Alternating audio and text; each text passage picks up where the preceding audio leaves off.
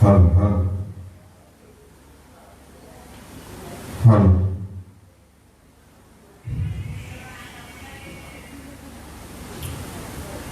దేవుని యొక్క మహాకృపను బట్టి మరి యొక్క జీవజలముల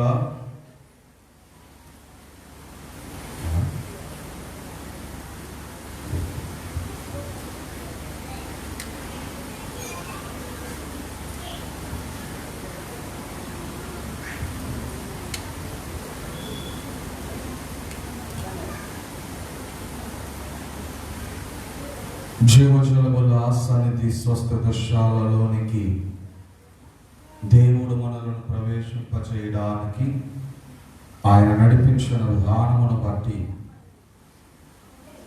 ఆయనకి నిండు మహిమ, నిండు ఘనత, నిండు ప్రభావములు ఆయనకి కలుగును గాక. ఆమేన్. కొద్ది నిమిషములు దేవుని యొక్క వాక్యమును ధ్యానించుకుందాము. పరిశుద్ధ గ్రంథాలు కలిగిన వారు మీ యొక్క గ్రంథాలను చూడండి. యెషయా గ్రంథము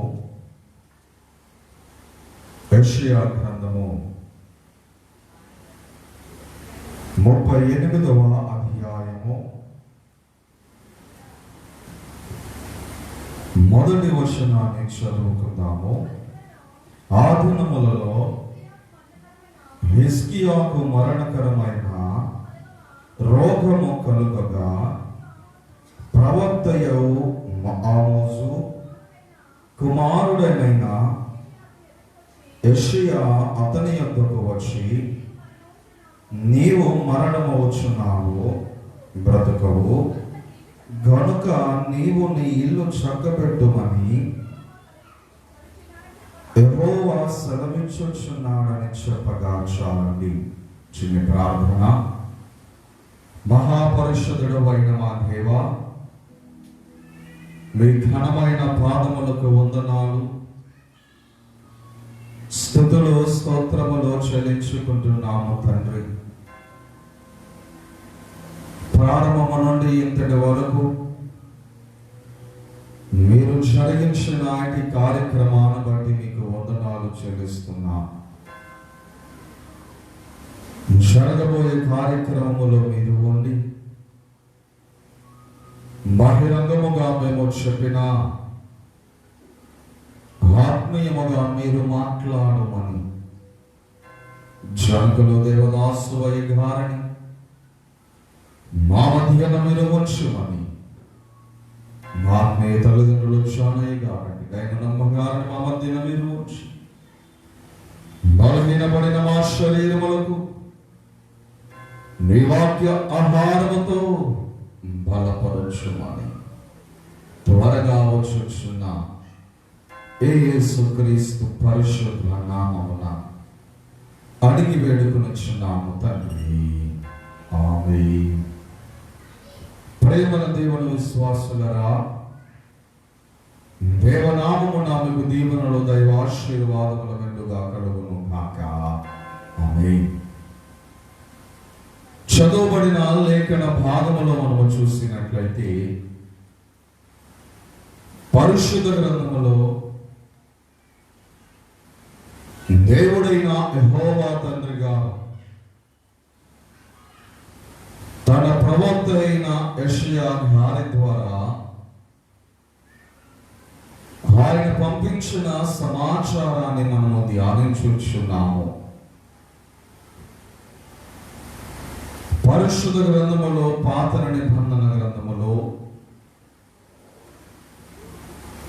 దర్శన భాగ్యమును అందుకున్న యెషయా గారు దేవుని యందు ఎంతో భయభక్తి కలిగి, ఆయన యందు ఎంతో భక్తి శ్రద్ధలతో దేవుని యొక్క పరిచర్య, దేవుని మాటలను ప్రచురించేవారు. అయితే దేవుడు చెప్పగా యెషయా గారు హిజ్కియా దగ్గరకు వెళ్ళారు. అప్పటికే హిజ్కియా గారు మరణకరమైన రోగముతో వారు ఉన్నారు. సాధారణమైన బలహీనత ఏమీ కాదు, సాధారణమైన శక్తిహీనత ఏమీ కాదు. అది ఎటువంటిది అంటే మరణకరమైనది. మరణకరమైన రోగములో ఉన్న హిజ్కియా దగ్గరకు దేవుడు ఒక సమాచారము తన ప్రవక్త అయిన యెషయా గారి ద్వారా ఆయన వర్తమానము పంపించారు. ఏమిటి ఆ వర్తమానము అంటే, హిజ్కియా, నీకు వచ్చిన రోగము ద్వారా నీవు మరణమవుచున్నావు అంటున్నావు. ఈ మాట అంటున్నది దేవుడే ప్రియులారా. దేవుడు చెప్పగా యెషయా గారు హిజ్కియా దగ్గరకు వచ్చి చెప్పారు, హిజ్కియా, నీవు మరణమవుచున్నావు. ఆ మాట అన్నది దేవుడు. ఆయన ఒక మాట అన్నాడు అంటే అది తప్పనిసరిగా జరిగి తీరవలసింది. నమ్మకమైన వాడుగా వాగ్దానాలు నెరవేర్చు దేవుడుగా మనము పరిశుద్ధ గ్రంథములో చూడగలము. ఆయన నోట నుండి ఒక వాక్కు వచ్చినది అంటే అది జరిగి తీరుతుంది. అంత గొప్ప దేవుడు మన దేవుడు ప్రియులారా. అయితే హిజ్కియా చేసిన పనిని బట్టి అతడు మరణమైన రోగమును తెచ్చుకుని మరణిస్తున్నాడు. మరికొద్ది దినాలలో దేవుడే వచ్చి వర్తమానమును పంపించాడు, ఏమిటి, నువ్వు మరణం అవుతున్నావు అని.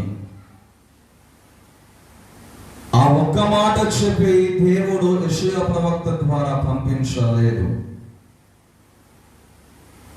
నీవు మరణిస్తున్నావు అనే వార్త చెబితే సరిపోతుంది ఆయన. కానీ ఆ మాటతో పాటు ఆయన మరి ఒక మాట అంటున్నారు, ఏమిటి, ఇదిగో మరణించేలోపు నీవు నీ ఇల్లును చక్కపరుచుకో. దేవుడు అన్నాడు, హిజ్కియా, నువ్వు మరణమవుచున్నావు అని.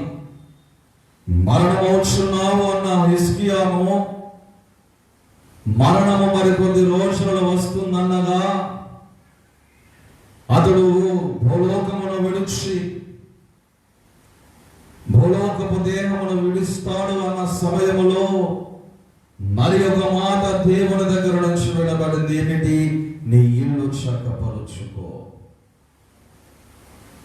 ఇల్లు చక్కపరుచుకునుట భూలోకపు అర్థము మనమందరము ఎదిగిన వారమే. ఇల్లు చక్కపరుచుకునుట అంటే పండగ వచ్చినప్పుడు, లేక బంధువులు వచ్చినప్పుడు, లేకపోతే ఏ విధమైన ముఖ్య కార్యములు గృహాలలో జరుగుతున్నప్పుడు ఇల్లు చక్కపరుచుకోవడము కాదు. అప్పుడు దాకా పాత దుప్పళ్ళే ఉంటాయి, పండుగ వచ్చేసరికి కొత్త దుప్పళ్ళు వస్తాయి. అప్పుడు దాకా పాత గిన్నెలే ఉంటాయి, బంధువులు వచ్చేసరికి కొత్త గిన్నెలు వస్తాయి.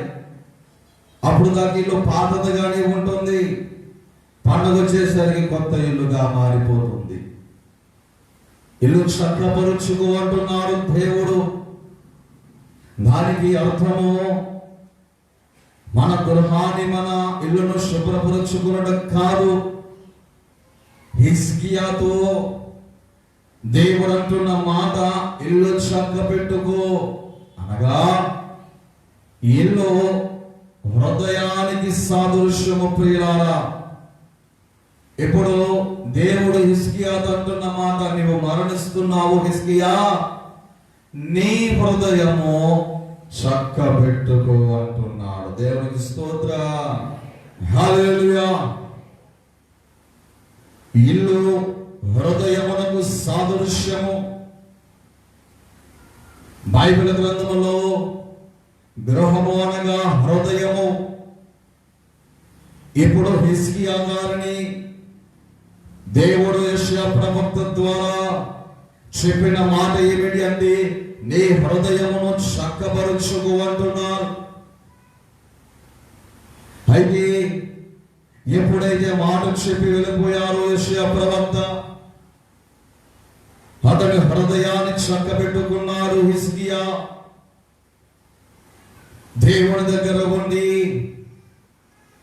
దేవునిలో ఉండి అతని హృదయాన్ని చక్కబెట్టుకుని దేవునితో మాట్లాడాడు. దేవుని దగ్గర ఉండి అతని హృదయాన్ని చక్కబెట్టుకున్నాడు. ఎప్పుడైతే దేవునితో హృదయాన్ని చక్కపరుచుకుని హిజ్కియా దేవునితో మాట్లాడాడు, మరలా వచ్చాడు యెషయా ప్రవక్త గారు. మరలా దేవుడు సమాచారం పంపగా యెషయా ప్రవక్త హిజ్కియా దగ్గరకు వచ్చి అంటున్న మాట, ఇదిగో నీ మాటలు దేవుడు విన్నాడు, నీకు 15 సంవత్సరముల ఆయుష్ను దేవుడు అధికముగా ఇస్తున్నాడు అన్నారు. దేవునికి స్తోత్ర. హల్లెలూయా. మరణిస్తావు అన్నది దేవుడే. మరలా తిరిగి 15 సంవత్సరముల ఆయుష్ ఇచ్చినది ఎవరు? దేవుడే. మాట ఇచ్చినది ఆయనే. ఆ మాట వెనుకకు తీసుకుని మరలా అధిక ఆయుష్ ఇచ్చినది ఆయనే. ఇదంతా ఎందుకు చెబుతున్నారు అంటే, ప్రియమైన దేవుని బిడ్డలారా, ఈ 2020వ సంవత్సరము యావత్ ప్రపంచానికి ఇది మరణకరమైన సంవత్సరముగా ఉంది. ఎవరికి సంతోషము తెచ్చినది లేదు, ఎవరికి ఆనందము తెచ్చినది లేదు, ఎవరికి ఏ విధమైన ఉత్సాహము తెచ్చిన సంవత్సరముగా లేదు. యావత్ ప్రపంచానికి మరణకరమైన సంవత్సరముగా ఈ 2020వ సంవత్సరము ఉంది.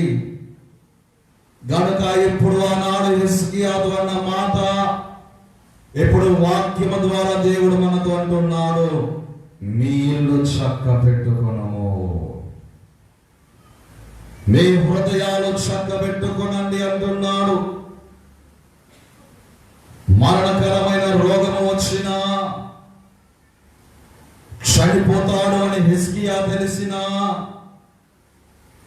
తన హృదయాన్ని చక్కబెట్టుకున్నాడు. దేవుని ద్వారా 17 సంవత్సరముల ఆయుష్ అతడు అందుకున్నాడు. కనుక ఆయన జీవితంలో ఆయన ద్వారా ఆశీర్వాదములు అందుకుంటున్న మనమే మన హృదయాలను చక్కబెట్టుకోవాలి, మన ఇల్లును చక్కబెట్టుకోవాలి. అలాగూ చక్కబెట్టుకున్నట్లయితే ఆనాడు అధిక ఆయుష్ను ఎలాగో అందుకున్నాడో హిజ్కియా గారు, అటు దేవుని ద్వారా మనము అధిక ఆయుష్ను, అధిక ఆరోగ్యమును, అధిక అభివృద్ధిని, అధిక సంతోషము ఆయన ద్వారా అందుకోగలము.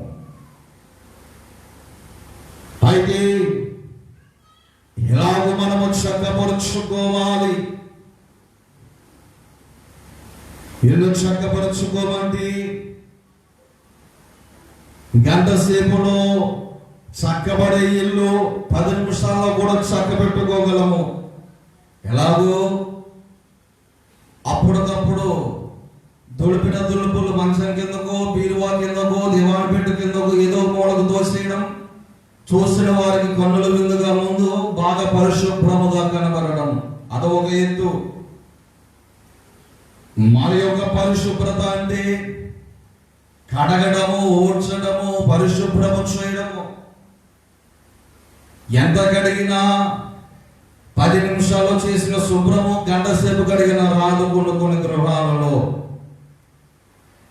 కానీ హృదయం విషయానికి వస్తే మన హృదయాన్ని చక్కబెట్టుకునే సమయంలో అది తాత్కాలికముగా ఉండకూడదు. బంధువులు వచ్చినంతసేపు ఇల్లు శుభ్రముగా ఉంటుంది, పండగ వచ్చిన రోజు ఇల్లు శుభ్రముగా ఉంటుంది. తర్వాత అదే గృహములో అదే శుభ్రము, అదే నూతన వస్త్రాలు, అదే నూతన దుప్పళ్ళు, అదే నూతన గిన్నెలు ఉంటాయా? ఉండవు. బంధువులు వస్తే సన్సైడ్ నుంచి గిన్నెలు దిగుతాయి, వాళ్ళు వెళ్ళిపోయిన మరలా గిన్నెలన్నీ ఆ సన్సైడ్ మీదకి వెళ్ళిపోతాయి. దేవుడు ఉన్నంతసేపు, దేవుడి దగ్గర ఉన్నంతసేపు హృదయాలు చక్కబెట్టుకోవడము కాదు. ఏ పరిస్థితిలో మనము ఉన్నా, ఏ సమయములో మనము ఉన్నా, ఏ సందర్భాలలో మనము ఉన్నా మన హృదయము శుభ్రముగా ఉండాలి. మన హృదయము చక్కబెట్టుకోవాలి. అది తాత్కాలికముగా ఉండకుండా శాశ్వతముగా మన హృదయాలు ఉండాలి. హిజ్కియా అలాగూ చేశాడు. ఏ వైద్యుడు ఇవ్వగలడండి? ఎవరు ఇవ్వగలరు ఇంతటి ఆరోగ్యము? ఎన్ని లక్షలు ఖర్చు పెట్టినా మహా అయితే ఒక వారం 10 రోజులు ఎక్కువ బతికించొచ్చేమో వెంటిలేటర్ల మీద. నెలకు మించి ఆయుష్ ఏ డాక్టర్ ఇవ్వగలడు? 2 నెలలకు మించి ఆయుష్ ఏ డాక్టర్, ఏ వైద్యుడు ఇవ్వగలడు? ఆయన ఇవ్వగలడు. 15 సంవత్సరాలు కాదు, 20 సంవత్సరములు కాదు, 100 సంవత్సరములైనా ఆయుష్ ఇవ్వగలిగిన దేవుడు మన దేవుడు.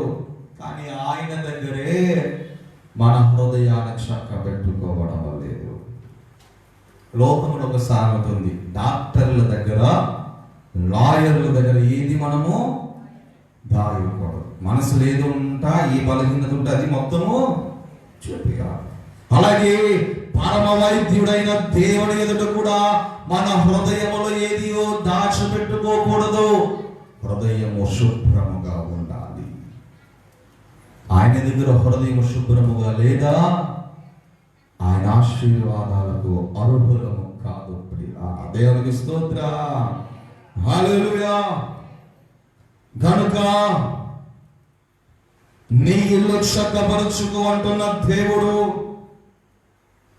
మనము మన ఇళ్ళను ఎలాగో చక్కబెట్టుకోవాలి, ఏ విధముగా మన ఇల్లులో ఉండాలి,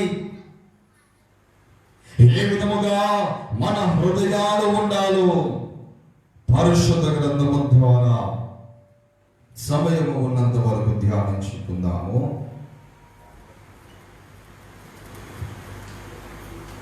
మొదటిగా మత్తయి రాసిన సువార్త 10వ అధ్యాయము 13వ వచనాన్ని చదువుకుందాము. ఆ ఇల్లు యోగ్యమైనదైతే మీ సమాధానము దాని మీదకి వచ్చును, అది అయోగ్యమైనదైతే మీ సమాధానము మీకు తిరిగి వచ్చును. చాలండి. ప్రేమైన దేవుని విశ్వాసులరా, చదువుబడిన లేఖన భాగములో మనము చూసినట్లయితే పరిశుద్ధ గ్రంథములో నజరేయుడైన యేసు ప్రభుల వారే ఆయన శారీరకముగా ఈ లోకములో ఉన్నప్పుడు జరిగిన సంఘటన, ఆఖరి 3.5 సంవత్సరములు ఆయన బలమైన సేవ చేస్తున్న సమయంలో ఆయన వెంబడి ఉన్నది 12 మంది శిష్యులు. 12 మంది శిష్యులు వారు చిన్ననాటితనము నుంచి దైవ జ్ఞానము కలిగిన వారు కాదు. దేవుడు పిలవక ముందు నుంచి వారు వాక్యములు బోధించిన వారు కాదు. చిన్ననాటితనము నుంచి ప్రార్థనా శక్తి వరము కలిగిన వారు కాదు. చిన్ననాటితనము నుంచి పరిశుద్ధాత్మ యొక్క శక్తి కలిగిన వారు కాదు. దేవుని బిడ్డలే, కానీ దేవుని యాజకపు పని చేసేవారుగా వారి జ్ఞానము ఏది లేదు. దేవుడు పిలుచుకున్నాడు 12 మందిని, చేపల పట్టే వారిని ఆయన పిలుచుకున్నారు 12 మందిని.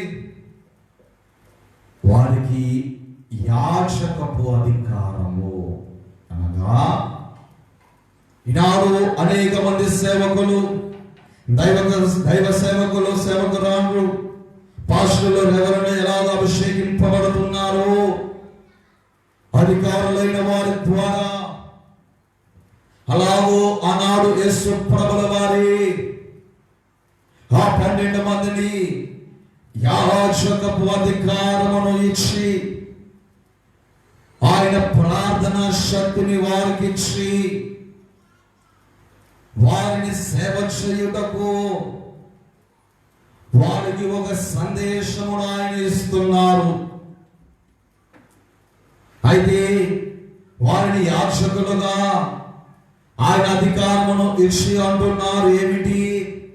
ఇదిగో మీరు నూతన పట్టణములకు వెళ్ళండి, నా పక్షమున సేవ చేయండి, నా పక్షముగా బోధలు బోధించండి.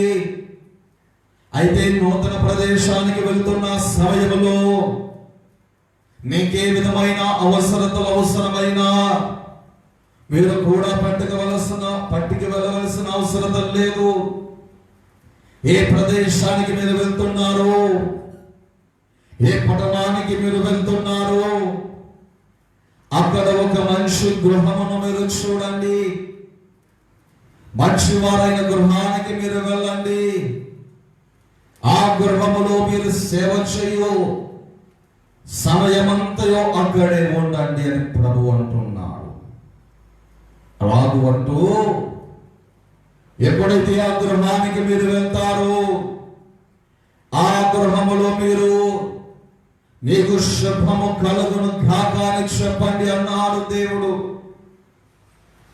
అలాగూ చెప్పి అంటున్న మాట, ఆ ఇల్లు యోగ్యమైనది అయితే నీ సమాధానము వారి మీదకి వచ్చును.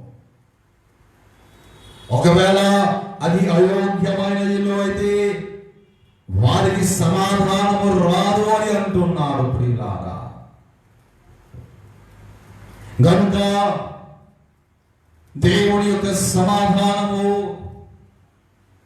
ఏ ఇళ్ళ మీదకి వస్తుంది అంటే, అది యోగ్యమైన ఇల్లుగా ఉంటే ఆ ఇంటిలో సమాధానం వస్తుంది. గనుక నీ ఇల్లు చక్కపరుచుకో అన్నాడు దేవుడు.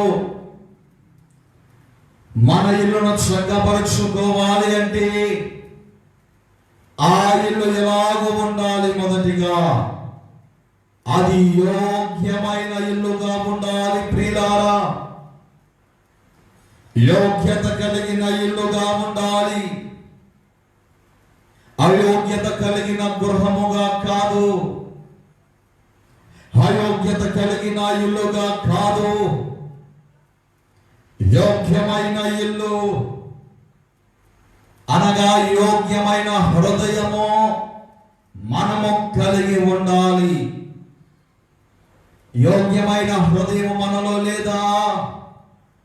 దేవుని ద్వారా ఏ విధమైన సహాయం మనం అందుకోలేము. యోగ్యమైన ఇల్లు మనకు లేదా? దేవుని ద్వారా ఏ సంతోషములు అందుకోలేము. చాలా మంది హృదయాలు ఈనాడు ఎలాగూ ఉన్నాయి అంటే, బయటికి ఎంతో యోగ్యకరముగా కనబడతారు, బయట వారు ఎంతో మంచివారుగానే ఉంటారు, కానీ వారి హృదయాలు అలా కాదు. వారి హృదయాలు ఆ విధమైన యోగ్యకరముగా ఉండవు. పైకి ఎన్నో మంచి మాటలు చెబుతారు, కానీ వారి హృదయాలు కుళ్ళుతో కుట్రంతాలతో నిండిపోతుంది. మనము మోసపోయేదాకా తెలియదు, వీరేనా మనల్ని మోసం చేసింది, వీరింత కఠినలా, వీరింత అయోగ్యులా అని అప్పుడు అనుకుంటా. దేవుని యందు మనము యోగ్యత కలిగి ఉండాలి. దేవుని ఎదుట మన హృదయాలు యోగ్యత కలిగి ఉండాలి.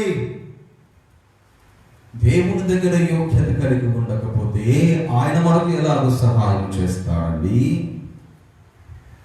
దేవుని దగ్గరికి వచ్చిన మనమే ఏ స్థితి నుండి మనము వచ్చాము, ఏ స్థితి నుండి మనము ఉన్నతమైన స్థితికి దేవుడు ఇచ్చారు, ఈనాడు ఎందరో మరిచిపోతున్నారు. అయితే ఇటీవల ఒక దేశంలో జరిగిన సంఘటన, అయితే ఒక సౌత్ ఆఫ్రికా దేశంలో జరిగిన నిజ సంఘటన ఇది. ఆ దేశంలో ఒక సేవకుడు ఉన్నాడు, ఒక పేద సేవకుడు ఆ సౌత్ ఆఫ్రికా దేశంలో ఉన్నాడు. అయితే ఆరాధన సమయమున, ఆరాధన వచ్చే రోజున, ఆ సమయముకు ముందు 2 గంటలుగా ముందే మందిరానికి వస్తాడు. వచ్చి మందిరమంతయు కడిగి శుభ్రము చేసి ఆరాధనకు సిద్ధపరిచేవాడు ఆ సేవకుడు. అలాగే ఒకరోజు మందిరము ప్రారంభమవుతుంది అనగా 2 గంటల ముందే వచ్చాడు. మందిరానికి వచ్చేసరికి అక్కడ ఒక స్త్రీ మందిరమంతయు కడిగి మందిరాన్ని సిద్ధము చేస్తుంది ఆరాధనకు. ఆ సేవకుడు చూసి ఆనందపడ్డాడు. దేవుని పనిలో ఆమె తీసుకున్న నిర్ణయమును బట్టి సంతోషించాడు. అంతయు పని పూర్తయింది. సరే, మందిరము కడిగింది కదా, ఆ మొక్కతి ఇంత పెద్ద పని చేసింది అని చెప్పి ఆ సేవకుడు, అమ్మా నీకు శుభము కలుగుతుంది, దేవుడు నిన్ను బహుగా దీవిస్తాడు అని దీవించి ఆమెను కొంత సొమ్ము ఇచ్చి, మందిరం అంతా కడిగావు కదా, ఈ సొమ్మును ఉంచుకో అని సేవకుడు ఇచ్చాడు. అందుకు ఆమె, అయ్యా నాకు అని చెప్పి వెళ్ళిపోయింది ఆమె. సరే, ఆమె మనిషితనాన్ని బట్టి సేవకుడి మారు మాట్లాడలేదు. వెళ్ళిపోయిన ఆమె మరలా 10 నిమిషాల తదుపరి మరలా వచ్చింది. సేవకుడి దగ్గరికి వచ్చి, అయ్యా ఇదిగో ఈ మందిరానికి నేను అక్షరాల 1,00,00,000 రూపాయలు విరాళం ఇస్తున్నాను అని చెప్పి 1,00,00,000 రూపాయలు ఇచ్చింది. దేవుని స్తోత్ర, హల్లెలూయా.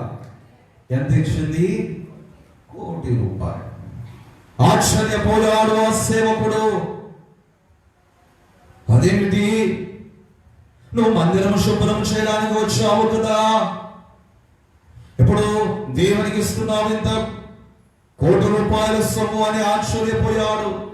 అందుకు ఆమె, అయ్యా దైవజనులు మీరు ఒక్కసారి మా గృహానికి రండి అని ఆహ్వానించింది. పక్కనేనండి మా గృహము, ఒక 2-3 కిలోమీటర్లు ఉంటుంది, మళ్ళీ వెంటనే వచ్చేయచ్చు అని అంది. సరే, సేవకుడు ఆమె దగ్గర గృహానికి వెళ్ళడానికి ఆమెతో పాటు వెళ్తున్నాడు. పక్క వీధిలో ఆమె వాహనము ఆపింది. వాహనం ఎక్కమంది ఆ సేవకులను. ఆ వాహనము ఖరీదే 11.5 కోట్లు. ఆ వాహనం యొక్క ఖరీదు. నోటు నుంచి మాట రావటం లేదు ఆ సేవకుడికి. అదేమిటి, ఈయనకింతే ధనము కలిగిన కారు ఉన్నదా అని నోరు మాట్లాడటం లేదు. గృహానికి తీసుకువెళ్ళేసరికి అది రాజభవనము. ప్రియులారా, సేవకుని ఆహ్వానించింది గృహంలోనికి. యాజకుడు మర్యాదలన్నీ చేసింది ఆ సేవకుడికి. ప్రార్థన చేయించుకొని పంపించేస్తుంది. వెళ్తూ వెళ్తూ ఆ సేవకుడికి ఇంకా మాటలు రావట్లేదు. ఎలాగని ఇంకా ఆఖరికి అడిగేశాడు ఆ సేవకుడు, అమ్మా ఇంత ఉన్నతమైన స్థితిలో నీవు ఉన్నావే, ఇంత స్థితి ఉన్న నీవు మందిరానికి అడగడానికి ఎందుకు వచ్చావు అని అడుగుతాడు ఆ సేవకుడు. అప్పుడు ఆ అన్న సమాధానం యావత్ ప్రపంచాన్ని కదిలించింది. అయ్యా, ఇదిగో నేను మందిరము కడగడానికి ఎందుకు వచ్చానంటున్నారే, నాకున్న ఆస్తి, నాకున్న ఐశ్వర్యము, నేను ఈ స్థితిలో ఉన్నాను, ఏమీ నాకు ముఖ్యము కాదయ్యా, ఆయన స్థలమే నాకు ముఖ్యము అన్నది ప్రియులారా. దేవునికి స్తోత్రం, హల్లెలూయా. నేను ఇన్ని కోట్ల ఖరీదు చేసే ఇంటిలో ఉంటున్నాను, కానీ ఇది కాదయ్యా నాకు ముఖ్యమైనది, ఆయన నివసించే స్థలమే నాకు ముఖ్యము. ఇవన్నీ సంపాదించాలంటే అది ఆయన కృపను బట్టే కదా. నేను ఈనాడు ఈ స్థితిలో ఉన్నాను అంటే అది ఆయన కృపే కదా. కనుక ఆయన స్థలాన్ని నేను శుభ్రం చేసుకోవడంలో నాకు నామోషం ఉంటుందయ్యా అని అంది ఆమె. ఇదంతా ఎందుకు చెబుతున్నానంటే, ఎంత స్థితిలో ఉన్నా ఆమె దేవుని పట్ల యోగ్యత కలిగిన స్త్రీగానే ఉంది. తన అయోగ్యతను చూపుకోలేదు. కానీ ఇప్పుడు చాలా మంది క్రైస్తవులైన వారే దేవుని ద్వారా ఎన్నో అభివృద్ధి ఫలములు అందుకున్నారు. ఏమీ లేని వారిగా ఉన్న వారే, వారి జీవితంలో సంపాదించలేని రోజులలో ఉన్నవారే దేవుని ద్వారా ఉన్నతమైన స్థితిని అందుకుని ఈనాడు దేవుని దగ్గరకు రావడానికి వారికి సమయము సరిపోవడం లేదు. ఎంత విచారకరమండి. దేవుడు వారములో అన్ని రోజులు దేవుని దగ్గరికి రమ్మనలేదు. అన్ని రోజులు నా దగ్గర ఉండనని దేవుడు అనలేదు. ఆఖరికి ఆదివారం వచ్చేసరికి ఆరాధన సమయాలలో కూడా ఎందరో ఉండటం లేదు. మరి దేవునికి ఇచ్చే ఆ ప్రాధాన్యత మనలో ఎక్కడ ఉంది? మరి ఒక ఉదాహరణ మీకు చెబుతాము. మన పిల్లలు పరీక్షలు వ్రాయడానికి వెళ్తున్నా. పరీక్ష సమయం ఎన్నింటికండి? ఒక 10ంటికి అనుకుందాం. 10ంటికి అయితే మన పిల్లలను ఎన్నింటికి పరీక్ష హాల్కి పంపిస్తాము? ఒక గంట ముందుగానే పంపిస్తాము. రేషన్కి వెళ్ళాలి. ఎప్పుడు ఓపెన్ చేస్తారు? దానికన్నా ముందే వెళ్తామా? అది ఓపెన్ చేసిన తర్వాత వెళ్తామా? ఓపెన్ చేయక ముందే వెళ్తాం. గవర్నమెంట్ పని ఉంది, ముందుగా వెళ్తాం. సరుకులు అవసరమయ్యాయి, సరుకులు అయిపోయాక వెళ్తామా? సరుకులు ఇంకొక 10 రోజులు ఉంది, లేకపోతే ఇంకా 2 రోజులు ఉందా అన్నాక ముందులో సరుకులు తెచ్చుకుంటామా? ముందుగానే. ఇన్ని విషయాల్లో ఎంత ముందు జాగ్రత్త ఉన్నప్పుడు ఆరాధన సమయానికి ఆరాధనకి ఇంకా ముందే వెళ్ళి కూర్చోవాలన్న ఆలోచన లేదు. ఆరాధన 8ంటికి అయితే 9ంటికి వెళ్ళచ్చు, పాటలు పాడతారు కదా, పాటలు అయ్యాక వెళ్ళచ్చు, వాక్యానికి వెళ్ళచ్చు అనుకున్నవారు ఎంతమంది అండి? యోగ్యత ఎక్కడ ఉంది? యోగ్యత ఎక్కడ కనబడుతుంది? మందిరానికి వచ్చామా లేక మందిరానికి వచ్చి హాజరు వేసుకున్నామనేది కాదు. ఆయన కార్యక్రమాలను ఏకీభవించాలి. సంపూర్ణ కార్యక్రమాలను మనము ఉండాలి. అంత ఉన్నతమైన స్థితిలో ఉన్న ఆ స్త్రీయే ఎన్నో వ్యాపారాలు ఆమెకు ఉండొచ్చు, కానీ ఆమెకున్న సొమ్ముతో తన పని వారితో చెప్పి మందిరాన్ని శుభ్రం చేయొచ్చు, కానీ అది ఏమీ చేయలేదు. ఆమె ఒక పని రాలుగా వచ్చి పని చేసింది దేవుని మందిరంలో. యోగ్యత. పరలోకము నుంచి వచ్చారు ఆయన. ఈ లోకములో వచ్చి ఆఖరి 3.5 సంవత్సరములో ఆయన చేసిన అద్భుతాలు ఎన్నడూ మనం చూడలేదు. 5 రొట్టెలు 2 చిన్న చేపలు 5,000 మందికి పంచిపెట్టారు ఆయన. చనిపోయిన లాజరును బ్రతికించారు ఆయన. పుట్టుకతో పుట్టువారిని చూపు తెచ్చాడు ఆయన. ఎన్ని అద్భుతాలు చేశాడే, కానీ శ్రమ పెట్టినప్పుడు, బాధ పెట్టినప్పుడు, ఇబ్బంది పెట్టినప్పుడు, కరుణాలతో కొట్టినప్పుడు, రక్తము వచ్చేలాగా కొట్టినప్పుడు, అవమానించినప్పుడు ఆయన అన్న మాట ఏమిటి? తండ్రి, వీరేమి చేయుచున్నారో వీరి ఎరుగరు, వీరిని క్షమించాలి. దేవుని బిడ్డలమైన మనం అలాగ ఉంటున్నామా? లేదు. వారి హృదయాలలో యోగ్యత లేదు. ఏ స్థితి నుండి వచ్చామో, ఏ పరిస్థితిలో మనం ఉన్నామో, ఆ పరిస్థితులు, ఆ స్థితిలో మనము మర్చిపోతున్నాము. ఆదివారం ఆరాధన కంటే ఫంక్షన్లు ముఖ్యమైపోయాయి. ఆదివారం ఆరాధన కంటే పనులు ముఖ్యమైపోయాయి. ఆదివారం ఆరాధన కంటే దేవుడి కంటే లోకము ఎక్కువైపోయింది. ఆశీర్వాదాలు కోల్పోతున్నారు. మన హృదయంలో యోగ్యత ఉంటే పరీక్ష టైం అయిపోతుంది, లేవు, తొందరగా వెళ్ళు వెళ్ళు వెళ్ళు అని ఎలాగో కంగారు పెడుతున్నామో, ఇదిగో మందిరానికి సమయం అయిపోతుంది, వెళ్ళు వెళ్ళు, పాటలకు మిస్ అయిపోతావు, ప్రార్థనకు మిస్ అయిపోతామని హృదయములు మనకు ఆలోచన ఉండాలి. అది యోగ్యత. ఈనాడు దేవుని గౌరవించని మనము ఈనాడు లోకాన్ని గౌరవిస్తున్నారు ఎందరో.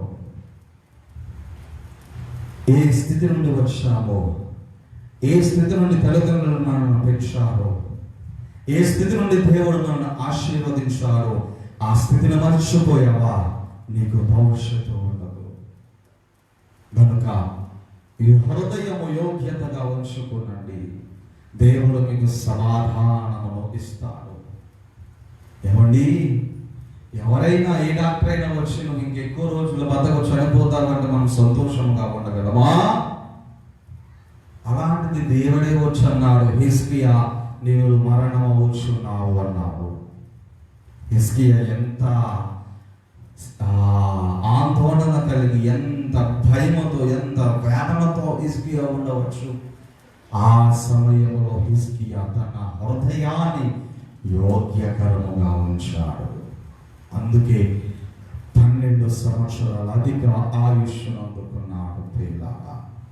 గనుక మనము మన హృదయాలను యోగ్యకరముగా ఉంచినట్లయితే దేవుడు మనకు అధిక సమాధానము దయచేస్తాడు. దేవునికి స్తోత్రం.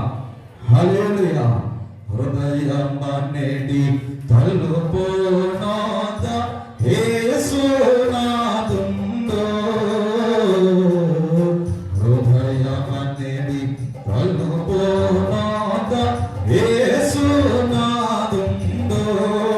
విలాచి సదయుడగుచు తాటుచుందో సకల విధములను, విలాచి సదయుడగుచు తాటుచుందో సకల విధములను, ఎంతసేపు నిలువా పెట్టి ఏ పింతురతని,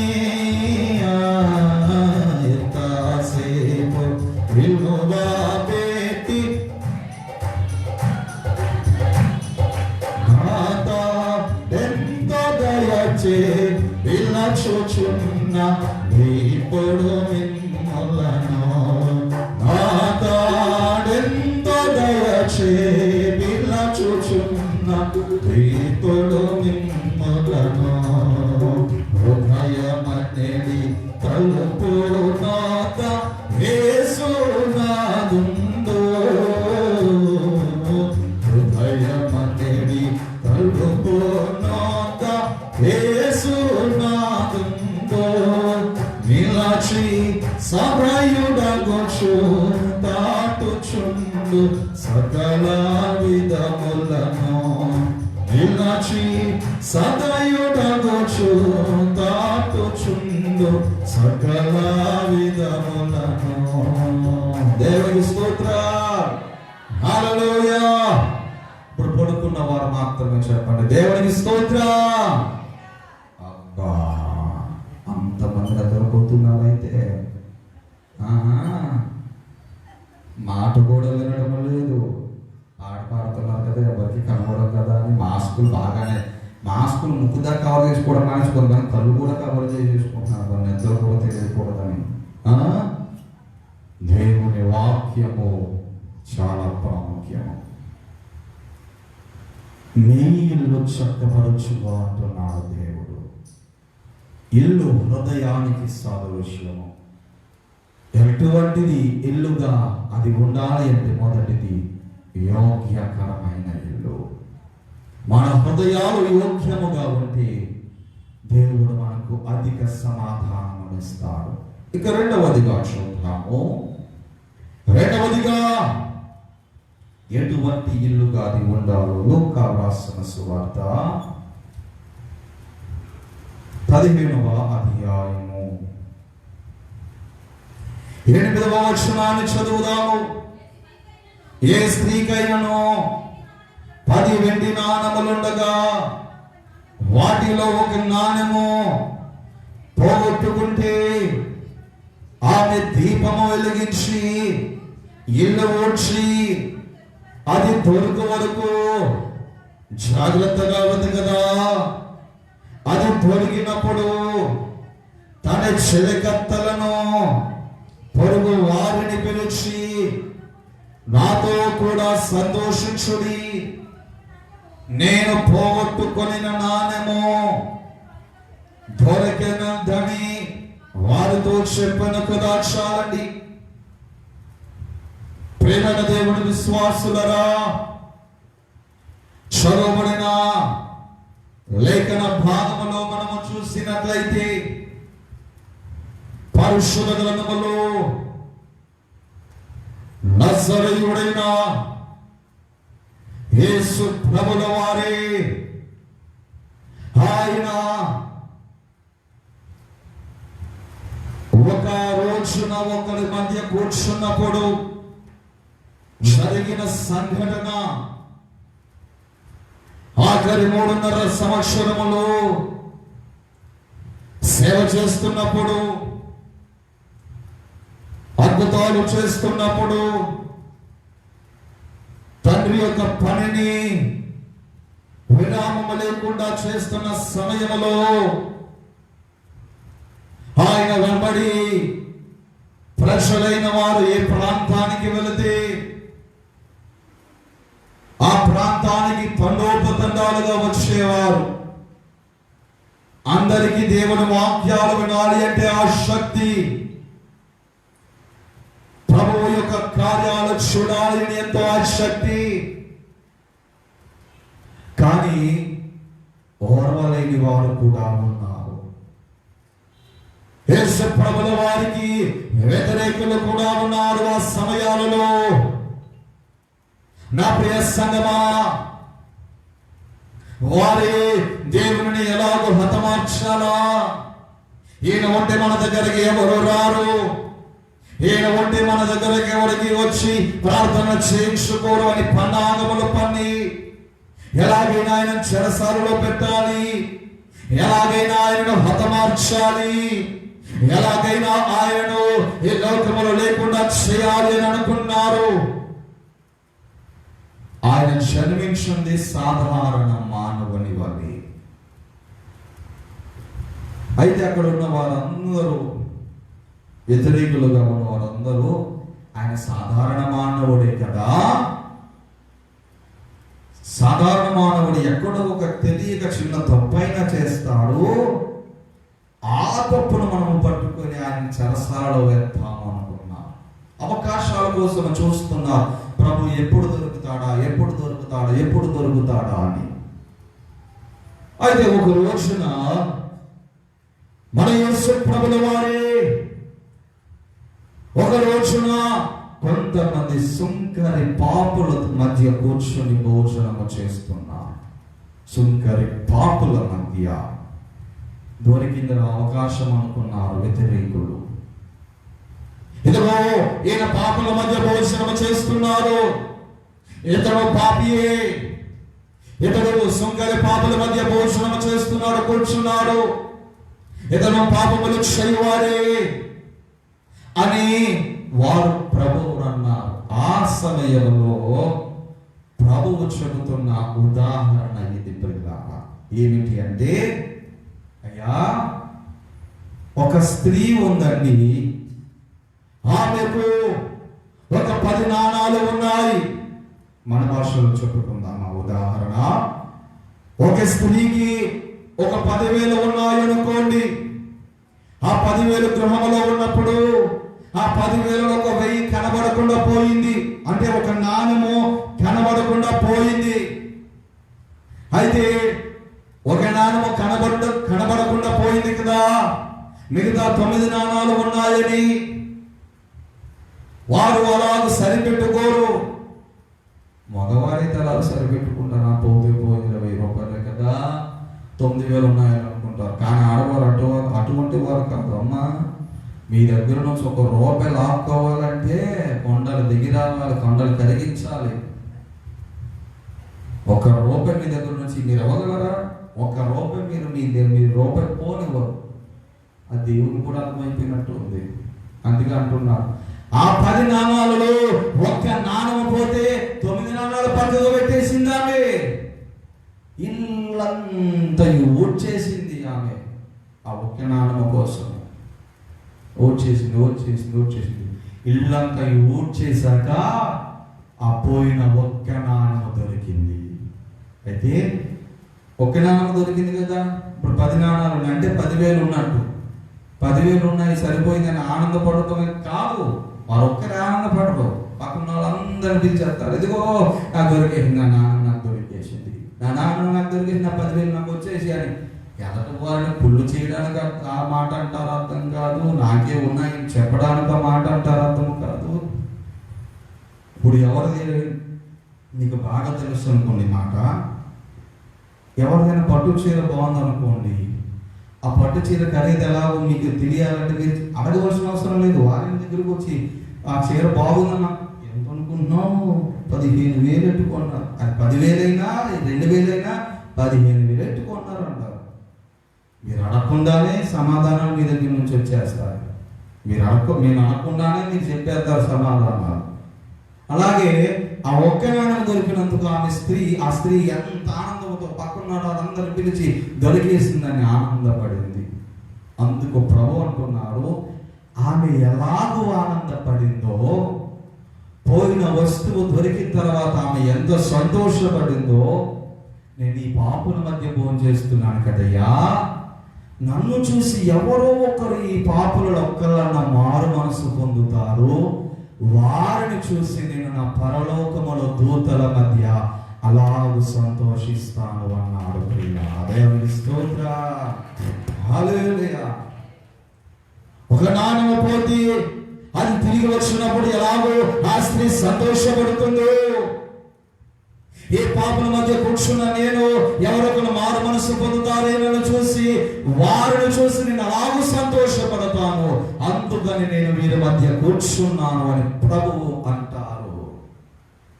ఆ మాట విన్న వ్యతిరేకులందరూ మారు మాట్లాడకుండా వెనుకకు తిరిగి వెళ్ళిపోయారు.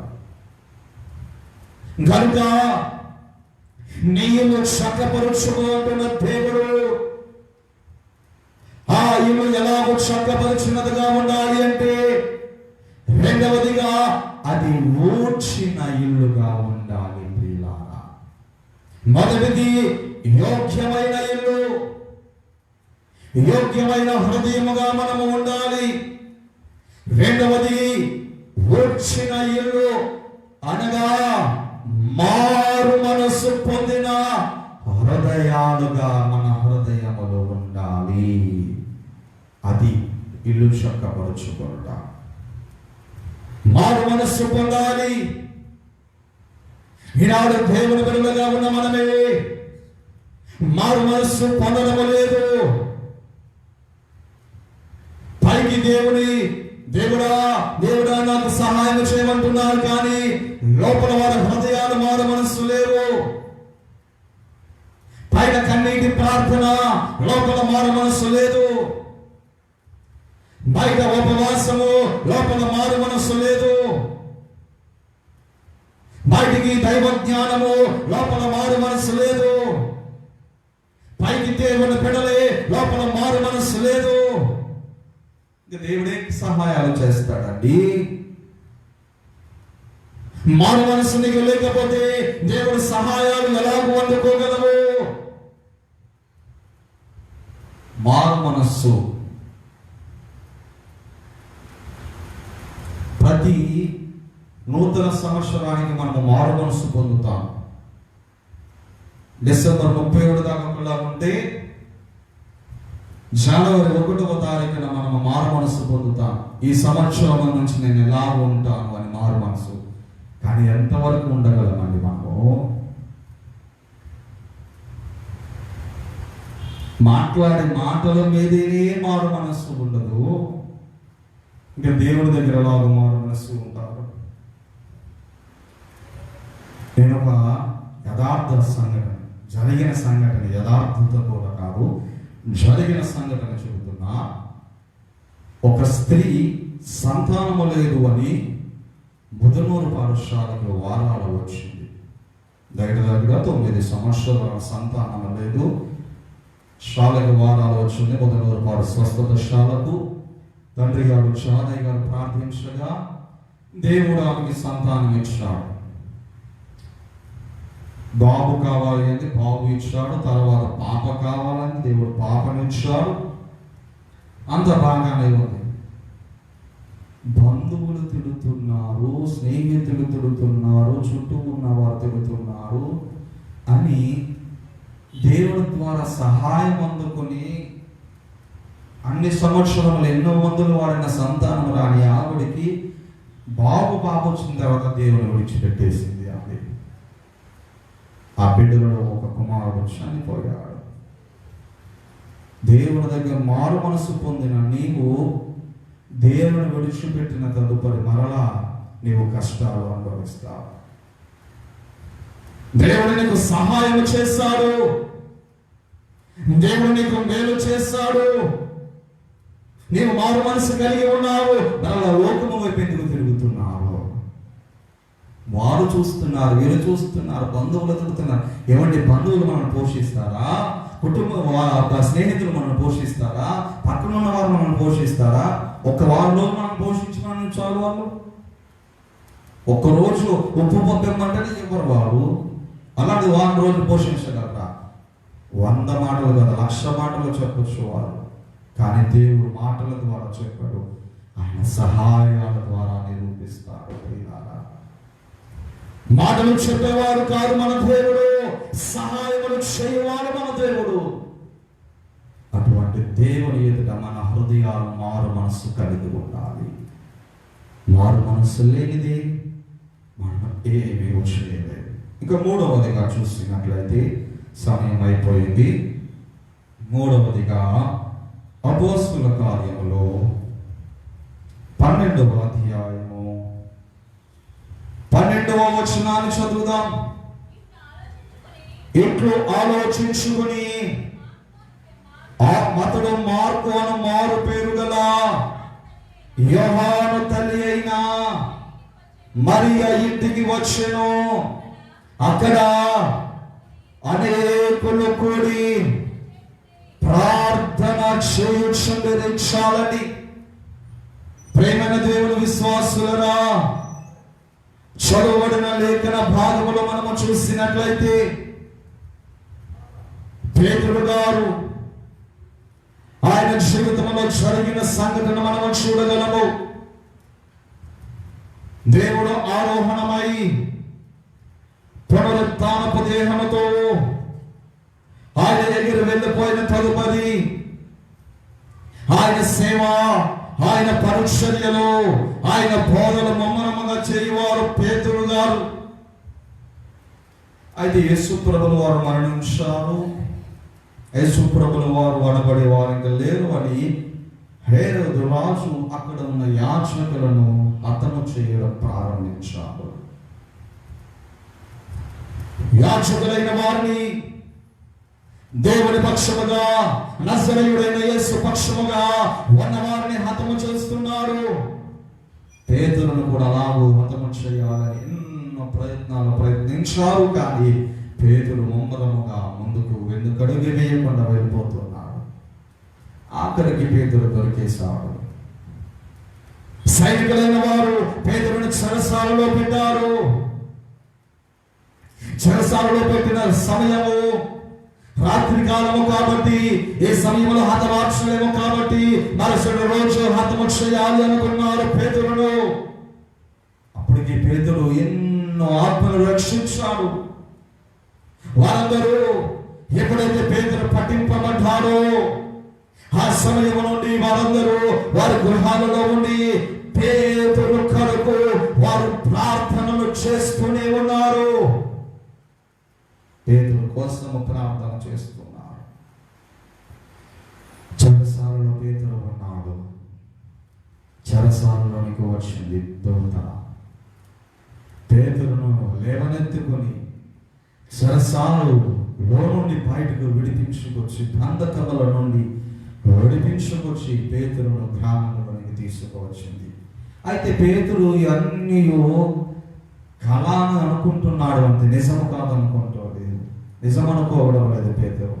మనం ఎలాగైతే రాత్రి నిద్రించినప్పుడు మనం విమానం తిరుగుతున్నాము, మనం వేరే దేశంలో ఉన్నామని ఎలా కలలు కంటామో అలాగే పేతురు కలగంటున్నాడు అనుకుంటున్నాడు. నన్ను దూత వచ్చి తీసుకెళ్తుంది, ఇదంతా కల్లో నన్ను ఊహించుకుంటున్నాడు. దూత వచ్చి రక్షించి పట్టణంలో వదిలేసి వెళ్ళిపోయేంతటి వరకు కూడా పేతురు గ్రహించలేకపోయాడు అది నిజమే అని. ఎప్పుడైతే దూత వెళ్ళిపోయిందో అప్పుడు నిజమని గ్రహించాడు. అప్పుడు అక్కడ ఉన్న గృహములో మరియ అనే గృహానికి వెళ్ళాడు. ఆ ఇంటిలో వారు చేసే పని ఏమిటి అంటే వారు ప్రార్థన చేస్తున్నారు. పేతురు బయటకు వచ్చాడని ఎవరికి తెలియదు. ఎప్పుడైతే పేతురు పట్టింపబడ్డాడో ఆ సమయంలోని ప్రజలైన వారు, దేవుని బిడ్డలైన వారు ప్రార్థనలు చేస్తూనే ఉన్నారు. పేతురు ఎప్పుడు బయటకు వస్తాడా, పేతురు శిక్షకు అర్హుడు కాకుండా ఉండాలి అని ఎన్నో బలమైన ప్రార్థనలు చేస్తున్నారు. దూత వచ్చి విడిపించింది పేతురును. ప్రియులారా, కారణము దేవుని బిడ్డలైన వారు వారి ఇంటిలో ఉండి ప్రార్థన చేశారు గనుక. మూడవదిగా నీ ఇల్లు చక్కపరుచుకోవాలన్న దేవుడు మన ఇల్లు ఎలాగో ఉండాలి అంటే మూడవది ప్రార్థనా ఇల్లుగా ఉండాలి. ప్రియులారా, ప్రార్థనా ఇల్లుగా ఉండాలి. మన హృదయాలు ప్రార్థనా హృదయాలుగా ఉండాలి. ప్రార్థన ద్వారానే పేతురు విడిపింపబడ్డాడు. ప్రార్థన ద్వారానే దానియేలు సింహపు బోను నుండి రక్షింపబడ్డాడు.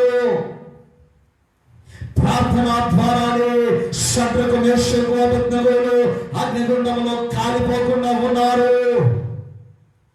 ప్రార్థన ద్వారానే హిజ్కియా 15 సంవత్సరముల ఆయుష్ను అందుకున్నాడు. ప్రార్థన చాలా ప్రాముఖ్యము క్రైస్తవుని జీవితంలో. మన హృదయాలలో ప్రార్థన ఉండాలి.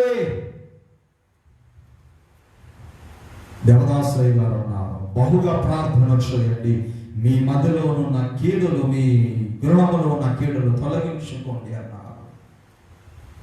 ఒక సమయంలో అన్నాడు దేవుని బిడ్డలైన వారు ప్రార్థనలు చేస్తున్నప్పుడే ఆ ప్రార్థన సమయాలు గంటలు గంటలు చేసేవారు. కానీ ఇప్పుడు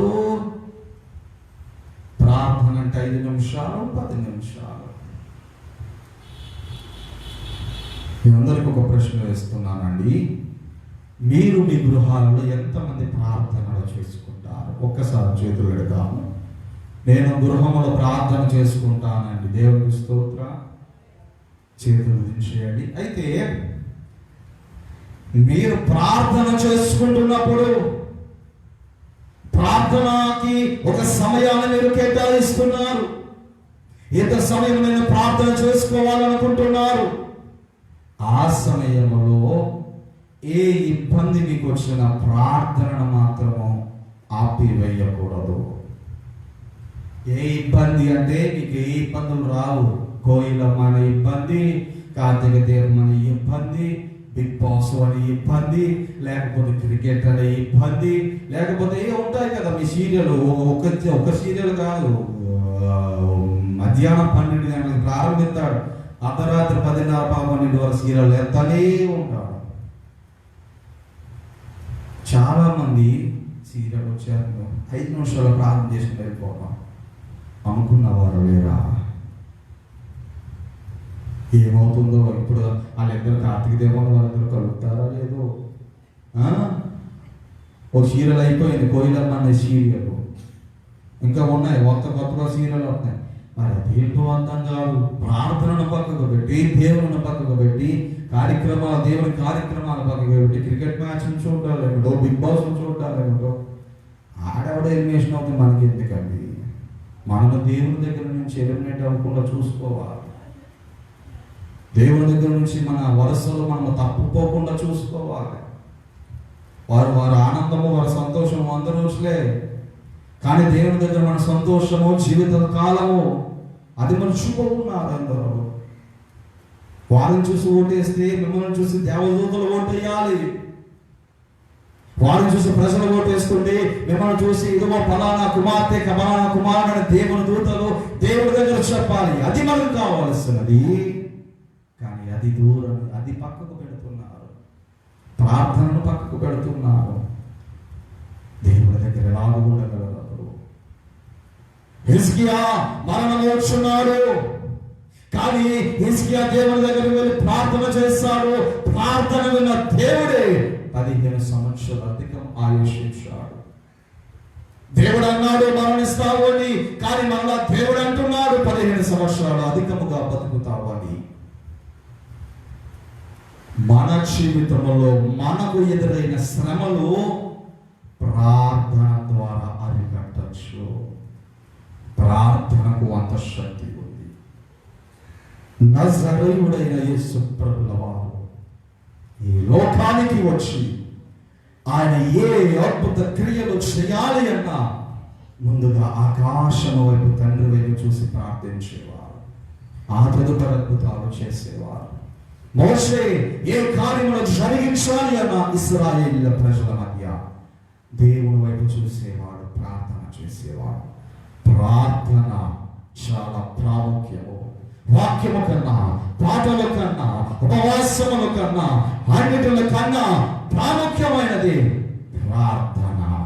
ప్రార్థనను నువ్వు విడిచిపెడుతున్నావా, నీలో సహాయమును దేవుడు చేయలేడు. మరి ఒకటి ఉంది, ప్రార్థన చేస్తున్నారు ఎందరో కన్నీటి ప్రార్థన, కానీ ముందుగా వారిలో యోగ్యత లేకపోయినా, ముందుగా వారిలో మారు మనస్సు లేకపోయినా ఆ ప్రార్థన ఫలించదు. మారు మనస్సు లేకుండా నువ్వు ప్రార్థిస్తావా, ఆ ప్రార్థన ఫలించదు. యోగ్యత లేకుండా నువ్వు ప్రార్థిస్తున్నావా, ఆ ప్రార్థన ఫలించదు. వారములు కాదు, సంవత్సరము కాదు, 10 సంవత్సరాలు నువ్వు ప్రార్థించినా ఆ ప్రార్థన నెరవేర్పబడదు.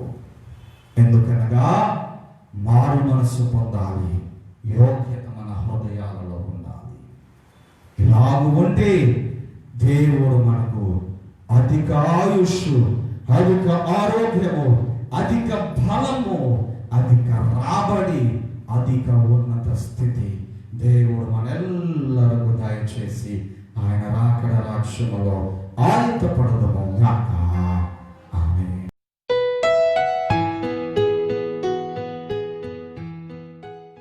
మహాపరిశుద్ధుడైన మా దేవా, ఈ ఘనమైన పాదములకు వందనములు, స్తుతులు, స్తోత్రాలు తండ్రి.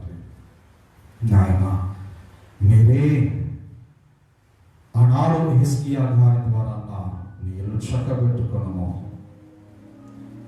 ఇల్లు ఎలాగూ చక్కబెట్టుకోవాలో, హృదయమును ఎలాగూ మేము భద్రపరచుకోవాలో వాక్యము ద్వారా మీరు మాట్లాడాలి. యేసయ్యా, మా హృదయములు యోగ్యమైన హృదయాలుగా, మా హృదయాలు మారు మనస్సు కలిగిన హృదయాలుగా, మా ఇల్లు ప్రార్థన గృహాలుగా మీరు మార్చి మీ ద్వారా అధిక ఆశీర్వాదములు, దీవెనలు అందుకుని మేమందరము మీ రాకడలో ఆయుక్తపడే సిద్ధపాటు దయచేయమని త్వరగా వచ్చుచున్నా నజరేయుడైన యేసుక్రీస్తు పరిశుద్ధ పుణ్య నామమున అడిగి వేడుకొనుచున్నాము తండ్రి.